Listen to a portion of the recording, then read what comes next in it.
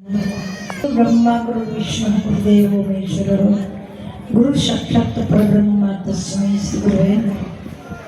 या देवी सर्वभूतेषु शान्तिरूपेण संस्थितः नमस्तस्यै नमस्तस्यै नमस्तस्यै नमो नमः। बोले श्री रामचंद्र भगवान की, द्वारिकाधीश की, चैतन्य हनुमान महाराज की, जगत गुरु रामानंदाचार्य महाराज की, काशी विश्वनाथ महादेव की, शीतला माता की। वसुदेवं सुतं देवं कंसचारुमर्दनं देवकी परमानंदं कृष्ण वंदे जगद्गुरुं। श्री हरिना हृदय स्वरूप एवा राधा महाराणी અને દિવ્ય યુવા સોસાયટીનું નામ રાધા પાર્ક સોસાયટી। તો હું સર્વપ્રથમ તો આ સોસાયટીના નામને વંદન કરું છું, જેને નામ રાખ્યું છે એને ધન્યવાદ આપું છું। તો આ રાધા પાર્ક સોસાયટીમાં હમણાં જ અમારા પૂજ્ય શૈલેષ બાપુને પૂછ્યું કે બાપુ હનુમાનજી મહારાજની પ્રતિષ્ઠા કરવા અમે આવ્યા હતા વર્ષો પહેલાં બાપુ। તો આજે હનુમાનજી મહારાજની કૃપા, માં ભગવતી પરમા પરમેશ્વરીની કૃપા અને સંતોના આશીર્વાદને બધા દાતાશ્રીઓ, જે અહીંયા દાતાશ્રીઓ છે, જે સ્વયંસેવકો છે, જે કોઈ બહેનો ભાઈઓ છે, એની દિવ્ય પ્રેરણાથી, સર્વોત્તમ પ્રેરણા પરમ તત્વની હોય છે, એની પ્રેરણાથી આવું ઊંડું મજાનું એક ધામ, વિસ્તાર મોટો છે એ જરૂરી નથી, પરંતુ તમારો ભાવ કેટલો છે। हमारा रामायण में लिखू है कि अवध कहाँ जहाँ राम निवास है, जे हमारो राम वस्तु है, जे परमात्मा वस्तु है, जे जगदंबा वस्तु है, ये अयोध्या ज बनी जाए छे। भले मंदिर नो विस्तार नानो होय, परंतु तमारो बधाईनो जे भाव छे ने ए तो दिव्य छे ने, मने एम लागे कई वर्ष करी शकीए।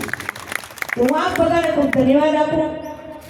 અમારા રામાનંદ સાધુ સમાજનું વર્ણન કહેવાય એવા પૂજ્ય મહિપત બાપુ, અમારા શૈલેષ બાપુ અહીંના દર વર્ષે બેનની કથાઓ કરાવે એવા યજમાન શ્રી દાદા જગદીશભાઈ, અને હમણાં કઈ મારી સોસાયટી એ બધાને મને નામ ના આવડતા હોય તો બધાને હું વંદન કરું, જય સિયારામ કહું છું।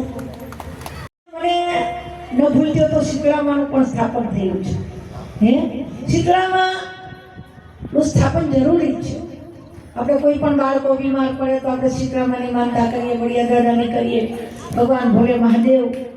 तो भगवान हनुमान जी महाराज बेटा के बताई देवो आवे, कारण के जगत में जेनु अंजनी नो जायो एक कि जेने मारा राम ने रूड़ी रही बताई देवो ने आवू पड्युं। तेत्री तमे ज्यां जो ने चारे चार जुगमां मारा हनुमान जी महाराज छे, चारो जुग प्रताप तुम्हारा हे पछी ए बधाय देवताओ ए राम वखत में हनुमान जी हता, कृष्ण काल में पण हनुमान जी हता, अने अत्यारे कलियुग में पण चार जुगना पाठ मंडाय एमां हनुमान जी नी गादी लागे छे।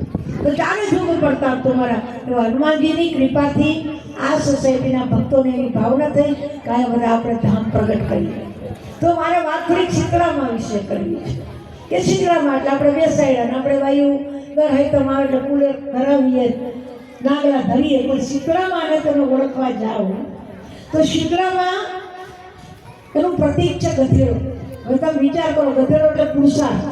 व्यक्ति जब पुरुषार्थ करे ने त्यारे नु भाग्य प्रबल बने छे। पुरुषार्थ विनानु भाग्य के प्राप्त थतुं आपणे के भाग्य मालिक कोई थाय तो के पुरुष आमा કેટલા લોકો એવા છે કે જેને શૂન્યમાંથી સર્જન કર્યું છે। આપણા વડીલો હોય છે જે શૂન્યમાંથી સર્જન ઈ કરતા શીખવાડે તો શીતળામાનું વાહન શીખવાડે છે। બીજી વસ્તુ છે શીતળામાના એક હાથમાં સામે સુકડું છે। तो निरीक्षण करो तो शीतळामा एम कहे कि तमे तमारा घरना आंगणाने चोख्खुं राखो अने कचरो बारे नाखी दो बाजुना आंगणावाळाने तो डखो थाय के न थाय। तो दरेक लोको पोतपोताना घरना आंगणाने जो कार्यरत थई जाय तो आपणो आखो देश थई जाय, पण आपणे आपणा घरना आंगणानो कचरो बीजे नाखीए तो क्यारे पवित्रता प्राप्त थती नथी। माटे भाई बहनो आपणा शरीरने चोख्खुं राखीए जरूरी, पण साथे साथे गई काले हमणां ज दशानननो बधाए वध करे छे बधाए।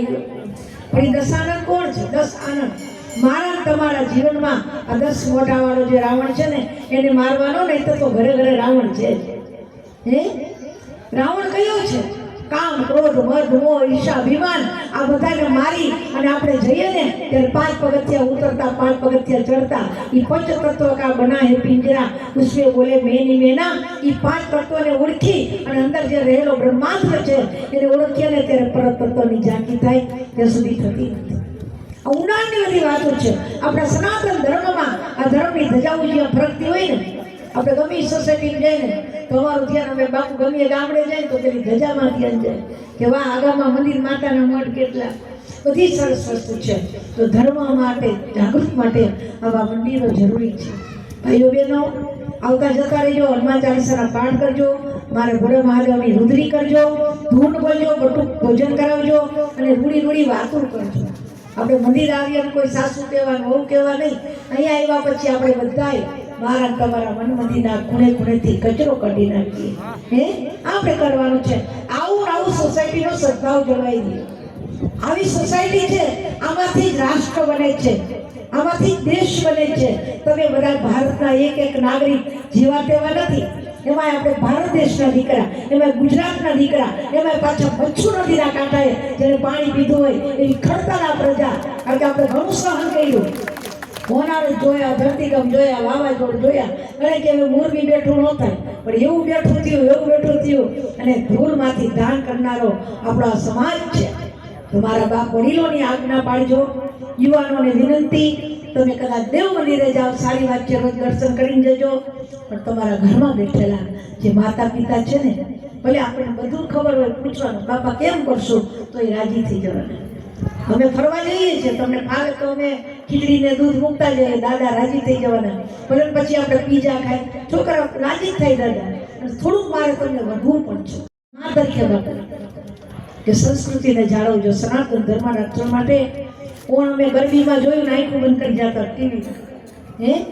જે કાંઈ બેનો દીકરીઓની મર્યાદા છે ને બાપ, એ આપણા ઘરના માતા પિતાની મર્યાદા છે, સાસુ સસરાની મર્યાદા છે. માટે મારી દીકરીઓ, તમે જગદંબા સ્વરૂપ છો. યત્ર નારી પૂજ્યતે રમ્યતે તત્ર દેવતા. અને તમે રાધા પાર્કમાં અમને બોલાવો અને અમે આવીએ ને અમે બાપુ અમે નહીં, અમે આવી જવાના, મારી ફરજ આવે. અને સાધુ તરીકે મારા જગતગુરુ રામદાસ સ્વામીએ શું કહ્યું? ગામે ગામ રામજી મંદિર બનાવ્યા, ગામે ગામ રામ ધૂન બોલાવી, અને એટલા માટે સનાતન ધર્મ ટકી શકે. તો આવા રૂડા મંદિર બંધાય, વ્યસન છૂટે, વ્યન છૂટે, અને એકબીજાનો વેમ છૂટી જાય ને તો મારો વાળો તમારી નજીક, તમારા ઘરના આંગણામાં રમવા આવશે. ફરી વખત તમે મને બોલાવ્યા છે. આવો રૂડો ભાવ, તમે રામધન આશ્રમમાં આવો, જાઓ, અને એક જ કઈ શીતળામાની કઈ મારી વાણીને વિરામ કે રામધનમાં રમતા જોયા પ્રગટ યુમિયામાં તમાર હજરા જોર શાંતિ આપે, દસા દુખડા કાપે માળી હજરા રે જોર છે. બધા મારા તમારા જીવનના તન મન ધનના દુઃખ દૂર થાય. વડીલો હંમેશા પ્રેરણા, આવા બધા વડીલો, આવા દાતાઓ પ્રેરણારૂપ બને. અને આવા સંત જેવા અહીંયા સોસાયટીમાં હોય એ તો બધા પ્રેરણા જ આપે ને. બધા યુવાનોને, બહેનો, દીકરીઓને, વડીલોને હું ખૂબ ધન્યવાદ આપી મારી વાણીને વિરામ. મેં કહ્યું બાપુ મને ટાઈફોઇડ છે પણ હું આવીશ ચોક્કસ, કારણ કે મારી ફરજ બને. જો સાધુ તરીકે અમે આવીએ નહીં તો અમારી ફરજ જ ન બને. તો આપ બધા પધારજો, આશ્રમ તમારો જ છે. અને બધાય અમારા શૈલેષ બાપુને, મહિપત બાપુને કહું છું કે બધાને તેડીને આવજો. અને આ ભાઈની તો મારા યજમાન જ છે, દર વર્ષે માતાજીને બોલાવે, એટલે તમે બધાય આવજો. જોકે હું તમને ભાવથી આમંત્રણ આપું છું, ત્યાં પ્રસાદ દેજો, અને તમારું જ છે. અને આવો રૂડો બહુ સરસ પ્રસંગ દિવ્ય રીતે ઉજવાય એવી મા ભગવતીને પ્રાર્થના, મારા હનુમાનને પ્રાર્થના કરી વિરામ લઉં. જય સિયારામ, જય માતા.